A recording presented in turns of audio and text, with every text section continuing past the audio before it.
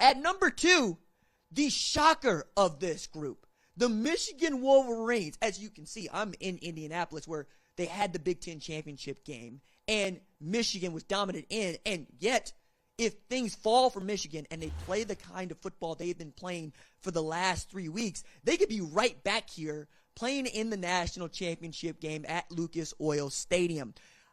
I'm at this game watching it with Braylon Edwards, with, my goodness, David Gardner, my man Jeff Schwartz, Big E came through, and all we could do was marvel at just how dominant Michigan was in their 42-3 drubbing of Iowa. This is after stopping a mud hole in Ohio State at the Big House. We saw one of the great tailbacks in all of college football, and Hassan Haskins, break a school record in the Big Ten championship game. He's got 20 rushing touchdowns.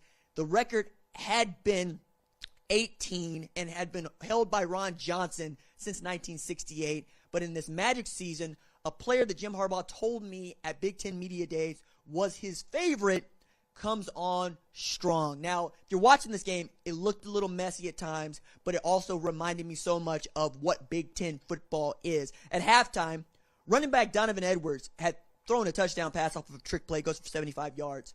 Cade McNamara, the quarterback at Michigan, had made 18 attempts and thrown for just 62 yards. It was defense. It was dominant. It was running the ball and mashing on an Iowa team whose entire identity is built on mashing other teams, leaning on them, and playing outstanding defense, even as they had an interception that they could not capitalize on because Aiden Hutchinson, David Ajabo, Dax Hill were all so great on defense, and you could see just how elated Jim Harbaugh, his players, but those fans were to finally have ended their drought. It is their first outright Big Ten championship since 2003, back when my man's Braylon Edwards was still rocking the Go Blue, and I heard it all night long.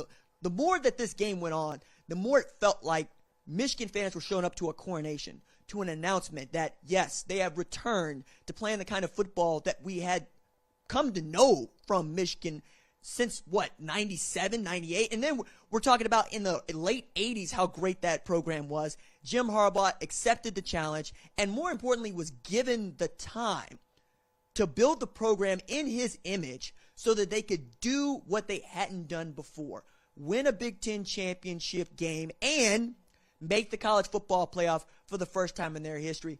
The thing that I find most remarkable about this team, though, is the idea of 2%, right? I heard the players chanting this on their way out, meaning that they had a 2% chance by some people's predictions to make the college football playoff. They are the first team to begin the season unranked and end in the college football playoff in its 8 years of being the way in which we choose a national champion. I'm so happy for Michigan fans who have waited, who have been patient, who have suffered at the hands of Ohio State and others, who have watched Jim Harbaugh lose so many games against top 10 opponents, to be able to not just beat up on Ohio State, but to run it back and say, no, we're one of the 4 best teams, one of the top 2 teams in the country, and now they have an opportunity to win a national championship with the guy that I think could end his career, should he win a national championship, as one of the 3 best coaches in Michigan history. He might fight me on that, but that's what I think.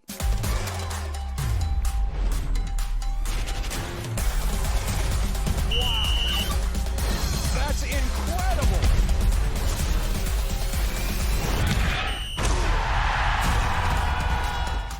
Thanks for watching this video, and remember, hit that subscribe button so you don't miss any other videos on the #1 ranked show YouTube channel.